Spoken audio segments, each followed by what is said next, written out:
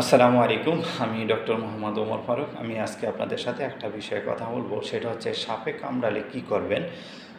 আমাদের আশেপাশে যে ধরনের সাপ রয়েছে তার অধিকাংশ সাপগুলা বিষাক্ত নয়। অর্থাৎ আমাদের আশেপাশের সাপগুলোর প্রায় ৯০ থেকে ৯৫% সাপ বিষাক্ত নয়।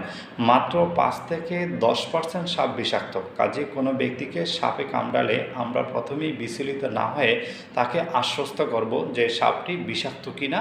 দ্বিতীয় ক্ষেত্রে কোনো ব্যক্তিকে যদি সাপে কামড় দেয় তাহলে আমরা যত দ্রুত সম্ভব তাকে চিকিৎসকের কাছে নিয়ে যাব অথবা হাসপাতালে নিয়ে যাব। এই ক্ষেত্রে কোনো ক্রমেই ওঝার কাছে নিয়ে যাওয়া যাবে না। কাজেই ওঝা কখনো সাপের বিষ নামাতে পারে না। এটা একটা ভ্রান্ত ধারণা। কাজে আমাদের এই ভ্রান্ত ধারণা থেকে বের হয়ে আসতে হবে।